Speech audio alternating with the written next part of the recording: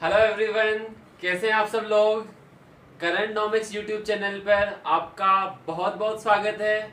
और हमारी जो डेली करंट अफेयर्स की सीरीज चल रही है उसमें आप लोगों का काफ़ी अच्छा रिस्पॉन्स देखने को मिला है।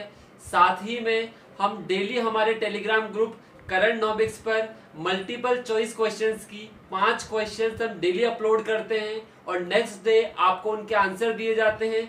काफ़ी बेहतरीन क्वालिटी के क्वेश्चंस आपको प्रोवाइड करवाए जाते हैं। मेरी रिक्वेस्ट है आप सब लोगों से, सारे के सारे क्वेश्चन सॉल्व करें, उनका आंसर दें, ज़्यादा से ज़्यादा लोग पार्टिसिपेट करें, वीडियोस को शेयर करें, सब्सक्राइब करें, हमारा टेलीग्राम ग्रुप ज्वाइन करें ताकि आप सब लोगों के पास सारी की सारी लेटेस्ट इन्फॉर्मेशन जो कि करंट नॉमिक्स से रिलेटेड है, डेली करंट अफेयर्स की सीरीज से, वो आपको सब अवेलेबल हो पाए। तो आज का हमारा फर्स्ट टॉपिक क्या रहेगा जो हम डिस्कस करने वाले हैं। आज हम काफी महत्वपूर्ण टॉपिकों का विश्लेषण करेंगे। आज हम फर्स्ट टॉपिक बात करेंगे हमारा virtual meeting of ASEAN. First topic रहेगा अभी। कल ही आसियान देशों की एक वर्चुअल मीटिंग हुई है। वर्चुअल का मतलब आभासी शिखर सम्मेलन, जो कि वीडियो कॉन्फ्रेंसिंग के जरिए आयोजित किया गया। आप सब लोगों को पता है कोविड-19 के चलते चाहे G20 हो चाहे आसियान हो, सबकी कौन सी समिट हो रही है जो कि वीडियो कॉन्फ्रेंसिंग के जरिए होती है। तो पहली न्यूज आज की हमारी बनी है virtual meeting of ASEAN. Second news काफी महत्वपूर्ण है, हम डिस्कस करेंगे डिजास्टर मैनेजमेंट एक्ट 2005। काफी ज्यादा न्यूज में है। आपदा प्रबंधन अधिनियम 2005, इसके अंदर जो अथॉरिटीज है, national disaster management authority, state disaster management authority और डिस्ट्रिक्ट डिजास्टर मैनेजमेंट अथॉरिटी, इन सब का भी हम विश्लेषण करेंगे काफी बारीकी से। ये एक्ट काफी ज्यादा न्यूज में है, काफी ज्यादा क्वेश्चंस बनने के चांसेस आपको यहाँ पर मिलेंगे। तो अब न्यूज 1 से स्टार्ट करते हैं। उसके बाद आज की हमारी जो न्यूज 3 रहेगी उसमें हम एक वेबिनार डिस्कस करेंगे। देखो हमारा देश, ये मिनिस्ट्री ऑफ टूरिज्म के द्वारा लॉन्च किया गया है। मैपिंग का क्वेश्चन भी डिस्कस करेंगे और लास्ट में जो कल अक्षिता मैम के द्वारा क्वेश्चन दिया गया था जिसमें काफी सारे फेस्टिवल्स का नाम लिया गया था, उनको भी हम यहाँ पर डिस्कस करेंगे। तो फर्स्ट न्यूज से हम चलते हैं वर्चुअल मीटिंग ऑफ आसियान। तो आसियान की फुल फॉर्म बता दूं मैं आप लोगों को, association of south east Asia Nations. क्या फुल फॉर्म है? Association of south east Asia Nations. यहाँ पर हम क्या क्या चीज डिस्कस करने वाले हैं। जो ये मीटिंग है ये क्यों आयोजित की गई? इस मीटिंग को आयोजित करने का उद्देश्य था to mitigate the spread of कोविड-19।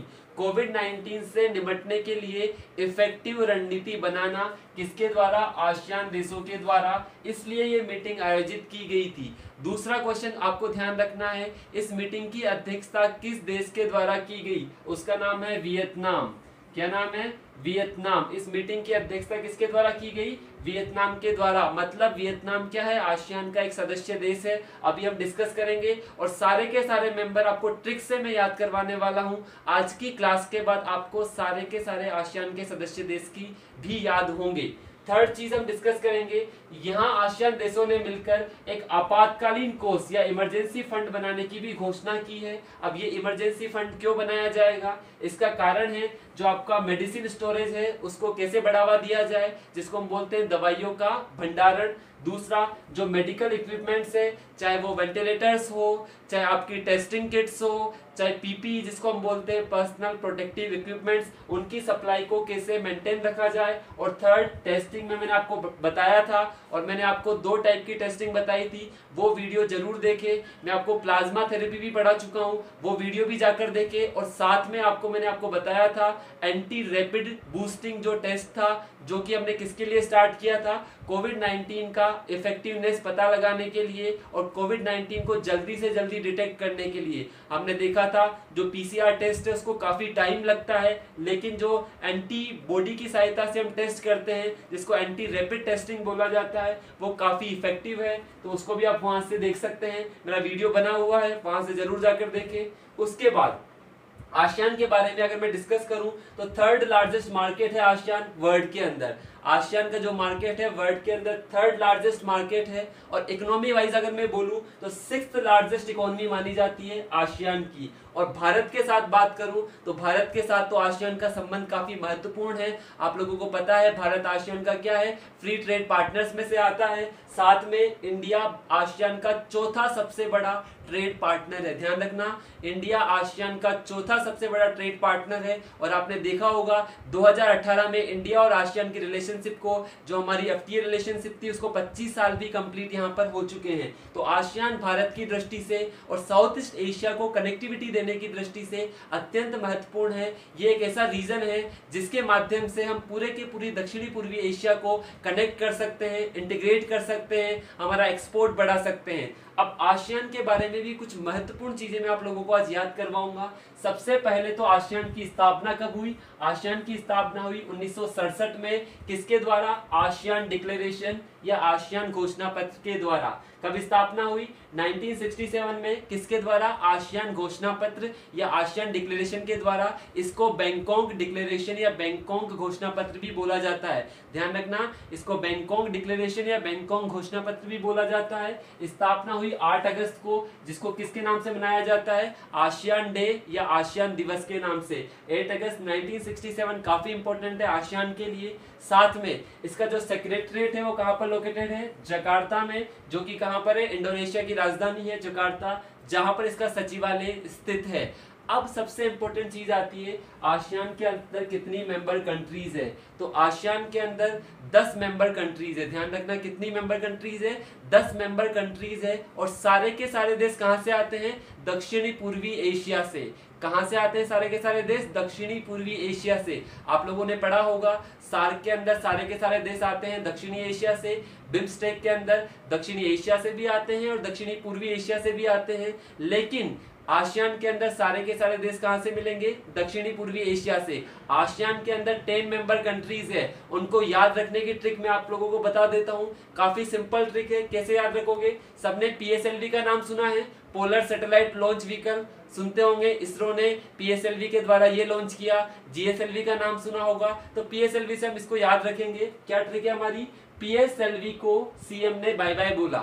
जब पीएसएलवी लॉन्च हुआ तो चीफ मिनिस्टर साहब ने इसको क्या बोल दिया? बाय। तो पी से क्या हो गया आपका? फिलीपींस। फर्स्ट कंट्री क्या हो गई? फिलीपींस। एस से क्या हो गया आपका? सिंगापुर। एल से क्या हो गया आपका? लाओस। वी से क्या हो गया आपका? वियतनाम। सी से क्या हो गया आपका? कंबोडिया। एम से क्या हो गया आपका? मलेशिया। बी से क्या हो गया आपका? ब्रुनई। आई से क्या हो गया आपका? इंडोनेशिया। कितनी कंट्रीज हो गई? गिनकर बताओ। 8 कंट्रीज हो गई। आप बोलोगे 2 बाकी है। 2 वो कंट्रीज है जो बिम्स्टेक में भी कॉमन है और आसियान में भी कॉमन है। उनका नाम है म्यांमार और थाईलैंड। ये दोनों की दोनों कंट्री बिम्स्टेक के अंदर भी आती है और थाईलैंड के अंदर भी आती है। तो इनको हम अलग से याद रख सकते हैं। तो आपसे कोई पूछेगा आसियान के अंदर कितने सदस्य देश हैं? आप बोलोगे 10। कैसे याद रखोगे? पीएसएलवी को सीएम ने बाय बाय बोला। पीएसएलवी जब लॉन्च हुआ तो सीएम साहब ने क्या बोला?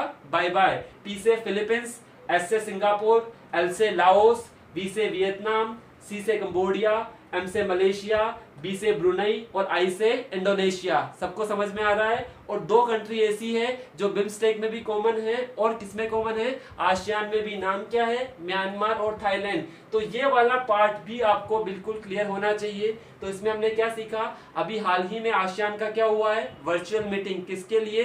कोविड-19 से निपटने के लिए। क्या बनाएंगे? इमरजेंसी फंड बनाएंगे। क्यों? तीनों की सप्लाई को मेंटेन किया जा सके, चाहे मेडिसिन स्टोरेज हो, चाहे इक्विपमेंट्स हो, चाहे टेस्टिंग हो। आसियान के बारे में जाना, 1967 में बना। सचिवालय कहाँ है? मेंबर कंट्रीज को अपन ने याद किया। तो आई थिंक फर्स्ट टॉपिक आपको बिल्कुल क्लियर हो चुका होगा। सबको क्लियर है फर्स्ट टॉपिक या कोई डाउट है? तो अब हम मूव करेंगे हमारे नेक्स्ट टॉपिक पर। नेक्स्ट टॉपिक देखते हैं हमारा अब।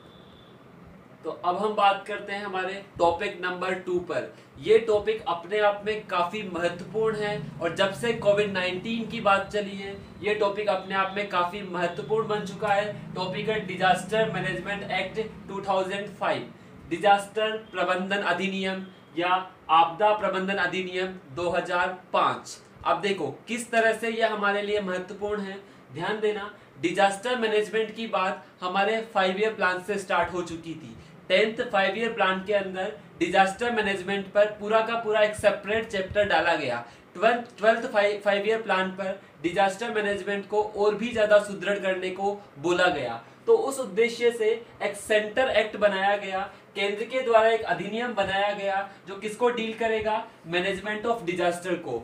ये अधिनियम 23 दिसंबर 2005 को राष्ट्रपति द्वारा इसको मंजूरी दे दी गई। तो क्या क्या चीजें आप सीखे, पहली चीज तो डिजास्टर मैनेजमेंट एक्ट की बात आप देखोगे 10th 5 ईयर प्लान में अलग से चैप्टर डाला गया, 12th 5 ईयर प्लान में भी इसके बारे में बात की गई। उससे पहले एक केंद्र में अधिनियम बनाया गया, हमारी संसद के द्वारा एक अधिनियम बनाया गया जिसका नाम दिया गया डिजास्टर मैनेजमेंट एक्ट 2005। इस एक्ट को 23 दिसंबर 2005 को किससे मंजूरी मिल गई, हमारे राष्ट्रपति जी से मंजूरी मिल गई और फाइनली ये एक्ट बन गया। इस एक्ट के अंदर इसका बेसिक स्ट्रक्चर 3 भागों में बांटा गया। बहुत इंपॉर्टेंट है इसको समझना, 3 भागों में इसका स्ट्रक्चर है। एक नेशनल लेवल पर बात की गई, एक स्टेट लेवल पर बात की गई और एक डिस्ट्रिक्ट लेवल पर बात की गई। कितने भागों में बांटा गया, नेशनल लेवल, स्टेट लेवल और डिस्ट्रिक्ट लेवल। और इससे पहले एक हाई पावर्ड कमेटी का भी गठन किया गया जो डिजास्टर मैनेजमेंट से रिलेटेड अपने रिकमेंडेशन जिसने भारत सरकार को सौंपी। अब देखो 3 भागों में बांटा गया। नेशनल के अंदर क्या आ गया हमारा, एनडीएमए, बहुत ही महत्वपूर्ण है, जिसको हम बोलते हैं national disaster management authority. State के अंदर क्या आ गया, स्टेट डिजास्टर मैनेजमेंट अथॉरिटी। जिलों के अंदर क्या आ गया, डिस्ट्रिक्ट डिजास्टर मैनेजमेंट अथॉरिटी। तो इस एक्ट के अंदर 3 टायर का स्ट्रक्चर बनाया गया। 3 टायर क्या था, एक तो राष्ट्रीय लेवल पर, एक राज्य के लेवल पर और एक जिला के लेवल पर। राष्ट्रीय लेवल पर एक संस्था बनाई गई जिसको बोला गया नेशनल डिजास्टर मैनेजमेंट अथॉरिटी, जिसकी चर्चा हम आगे करने वाले हैं। स्टेट लेवल पर एक अथॉरिटी बनाई गई जिसका नाम था state disaster management authority. District level पर एक अथॉरिटी बनाई गई जिसका नाम था डिस्ट्रिक्ट डिजास्टर मैनेजमेंट अथॉरिटी। अब देखो एनडीएमए के अंदर क्या था, एनडीएमए एक नोडल अथॉरिटी है जो किसके तहत बनाई गई, किस एक्ट के तहत बनाई गई, आपका डिजास्टर मैनेजमेंट एक्ट के तहत। तो पहली चीज तो एनडीएमए क्या है, एक स्टेटरी बॉडी है। स्टेटरी बॉडी का मतलब ये बॉडी किसी अधिनियम के तहत बनाई गई है और उस अधिनियम का नाम क्या है, डिजास्टर मैनेजमेंट एक्ट। अगर आपसे एग्जाम में सवाल पूछा जाता है consider the following statement about NDMA, आपको स्टेटमेंट देखने को मिलेगा NDMA is a स्टेटरी body. स्टेटरी body का मतलब ये किसके द्वारा बनी है, ये बनी है नेशनल डिजास्टर मैनेजमेंट एक्ट 2005 के द्वारा। ये नोडल अथॉरिटी है इस एक्ट को इम्प्लीमेंट करने के लिए। अब इसके अंदर एनडीएमए के अंदर भी काफी महत्वपूर्ण तथ्य है। इसका एक्स ऑफिशियो चेयरपर्सन कौन होते हैं, हमारे प्रधानमंत्री जी। कौन होते हैं इसके पदेन अध्यक्ष किसको बोला गया है, प्रधानमंत्री जी को। साथ में इसमें अधिकतम 9 सदस्य होते हैं और वो नामित किसके द्वारा किए जाते हैं, प्रधानमंत्री जी के द्वारा। तो मैक्सिमम कितने मेंबर्स हो सकते हैं, 9 मेंबर्स। किसके द्वारा नॉमिनेट किए जाएंगे, हमारे प्राइम मिनिस्टर द्वारा ये नॉमिनेट किए जाएंगे। तो क्या क्या चीजें समझ में आई, पहली चीज समझ में आई कि एनडीएमए किसके थ्रू बनी, आपका डिजास्टर मैनेजमेंट एक्ट 2005 के थ्रू बनी। दूसरी चीज ये क्या है, एक स्टेटरी बॉडी है। इसका गठन कब हुआ, 2006 में, क्योंकि 2005 में तो आपका क्या बना, एक्ट। मैंने आपको बताया 23 दिसंबर 2005 को तो इस एक्ट को राष्ट्रपति जी से मंजूरी मिली और इसका गठन कब किया गया, 2006 के अंदर इस अथॉरिटी का गठन किया गया। ये अथॉरिटी अपेक्स बॉडी है या नोडल अथॉरिटी है इस एक्ट को इम्प्लीमेंट करवाने के लिए। कहां पर, राष्ट्रीय लेवल पर। इस अथॉरिटी के अंदर जो चेयरपर्सन होता है या अध्यक्ष होता है वो कौन होते हैं, हमारे प्रधानमंत्री जी। अधिकतम कितने सदस्य हो सकते हैं, 9 सदस्य। उन 9 सदस्यों को नामित किसके द्वारा किया जाता है, प्राइम मिनिस्टर साहब के द्वारा इनको नामित किया जाता है। इसका काम क्या है, ये अथॉरिटी सारी की सारी पॉलिसीज बनाती है किससे रिलेटेड, डीएम का मतलब डिजास्टर मैनेजमेंट। ये सारी अथॉरिटी किससे रिलेटेड पॉलिसी बनाएगी, सारी की सारी डिजास्टर से रिलेटेड पॉलिसी होगी, गाइडलाइंस होगी। कौन जारी करेगी, राष्ट्रीय लेवल पर नेशनल डिजास्टर मैनेजमेंट अथॉरिटी। अभी मैं आपको हाल का एग्जांपल दे देता हूँ। स्पिटिंग को अभी एक ऑफेंस माना गया है। पब्लिक प्लेस पर थूकना क्या माना गया है, एक गुनाह माना गया है, एक अपराध माना गया है। किसके तहत, section 51 of disaster management act के तहत। अभी परसों ही ये चीज की गई है, ध्यान रखना। पब्लिक प्लेस पर थूकना क्या माना गया है, डिजास्टर मैनेजमेंट एक्ट के सेक्शन 51 के तहत एक अपराध माना गया है और इसकी सजा कितने साल तक हो सकती है, 1 साल तक का कारावास आपको दिया जा सकता है, 1 साल तक की सजा दी जा सकती है। इसलिए इसलिए किया जा रहा है क्योंकि थूकने से कोविड-19 बढ़ता है। इस यहाँ से हमारे ड्रॉपलेट्स होते हैं जो किसी दूसरे पर्सन को ट्रांसफर हो सकते हैं, इसलिए थूकने को भी अपराध की श्रेणी में किसके द्वारा घोषित किया गया है, डिजास्टर मैनेजमेंट एक्ट के सेक्शन 51 के तहत। साथ में एक और घोषणा की गई है कि आपको पब्लिक प्लेस पर मास्क पहनना अनिवार्य किया गया है। अगर आप किसी पब्लिक प्लेस पर हो तो आपको वहां पर मास्क पहनना होगा। ये सारी घोषणाएं एनडीएमए के द्वारा या डिजास्टर मैनेजमेंट एक्ट के तहत की गई है। साथ में मैंने एक और नाम लिखा हुआ है,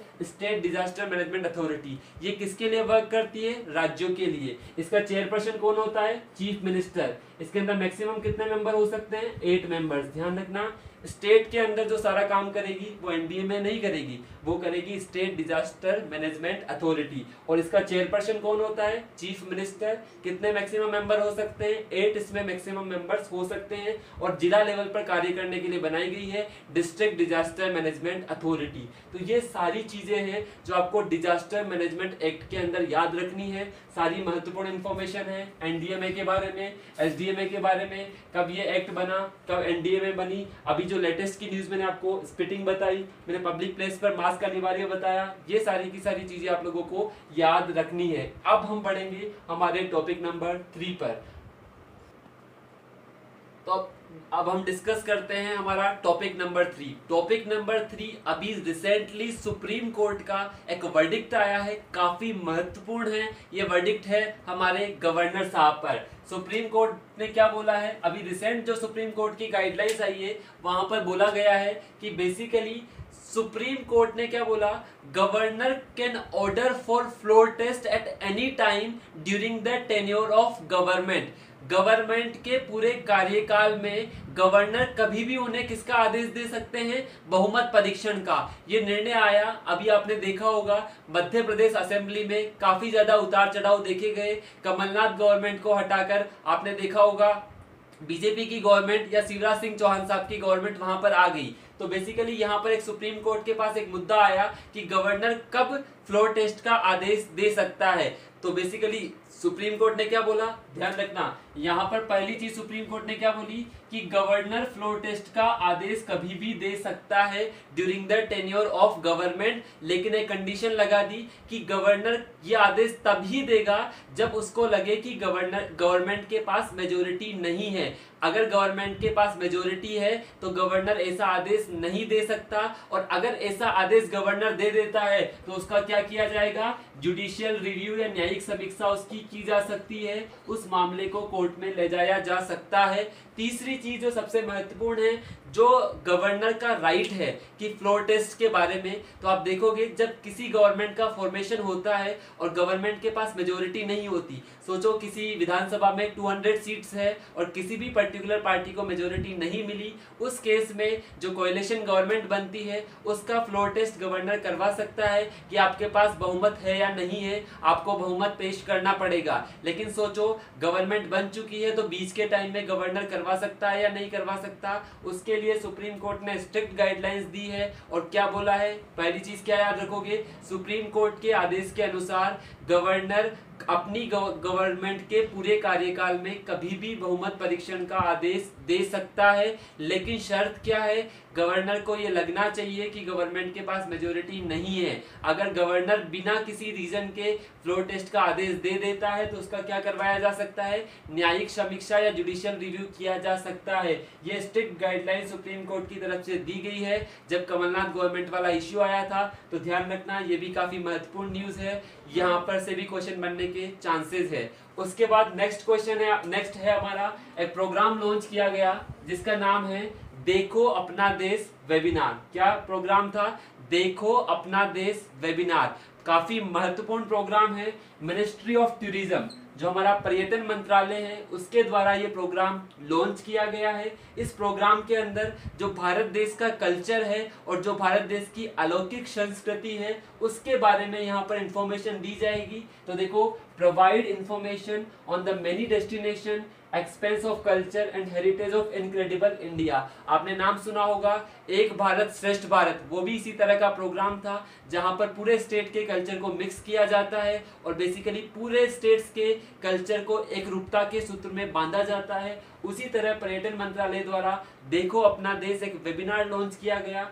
और इसके अंदर जो पहला प्रोग्राम था वो है हमारा city of cities Delhi's personal diary. इसमें जो दिल्ली की पूरी हिस्ट्री है उसको काफी अच्छे से टच किया गया, काफी अच्छे से निखारा गया, तो इसको भी आपको ध्यान रखना है। क्वेश्चन में पूछा जा सकता है कि देखो अपना देश वेबिनार किसके द्वारा लॉन्च किया गया है, मिनिस्ट्री ऑफ टूरिज्म के द्वारा। किस लिए लॉन्च किया गया है, हमारे कल्चर के बारे में, हमारे हेरिटेज के बारे में पूरी की पूरी इंफॉर्मेशन प्रोवाइड करवाने के लिए। ये थे आज के हमारे टॉपिक। साथ में जो कल मैम ने क्वेश्चन दिया था उसको भी डिस्कस कर लेता हूँ। ये क्वेश्चन क्यों दिया गया था, ध्यान रखना, यहाँ से कोई भी चीज आपको दी जा रही है तो वो ऑथेंटिक होगी। अभी आपने देखा होगा परसों हमारे आदरणीय प्रधानमंत्री जी ने जब लॉकडाउन को बढ़ाया था 3 मई तक, लॉकडाउन 2.0 के दौरान अपने स्पीच में कुछ त्योहारों के नाम लिए थे और बोला था कि लॉकडाउन की वजह से आपको त्योहार घरों में बैठ के ही मनाने होंगे। उनमें था बैसाखी, दूसरा था विशु, तीसरा था बिहू, चौथा था पुठुंडू और पांचवा था पोइला बैसाख। ये आपको ध्यान रखना है कौन से में है। बैसाखी बिलोंग करता है पंजाब राज्य से, विशु बिलोंग करता है मलयालम, बिहू बिलोंग करता है आसाम, पुथंडू बिलोंग करता है तमिलनाडु और पोइला बैसाखी बिलोंग करती है बंगाल। तो ध्यान रखना है, प्राइम मिनिस्टर साहब के स्पीच में बोले गए थे कि लॉकडाउन की वजह से आपको ये सारे त्योहार घर में बैठ के ही मनाना है, इसलिए ये क्वेश्चन हमने आपको प्रोवाइड करवाया था। इसका आंसर मैंने बता दिया है। अब जो हमारा नेक्स्ट पार्ट होता है मैपिंग सीरीज वाला, वो अब हम यहाँ पर देखने वाले हैं। तो अब चलते हैं हमारी मैपिंग सीरीज पर। देखो, तो अब बढ़ते हैं हमारा मैपिंग वाला क्वेश्चन जो हम डिस्कस करने वाले हैं। ब्लैक सी क्या है आज का, ब्लैक सी हम देख चुके हैं, अरल सागर हम देख चुके हैं, कैस्पियन सागर हम देख चुके हैं, येलो सी हम देख चुके हैं, व्हाइट सी हम देख चुके हैं। आज का हमारा टॉपिक है ब्लैक सी या काला सागर। इसको कैसे याद रखेंगे, काफी सिंपल ट्रिक है।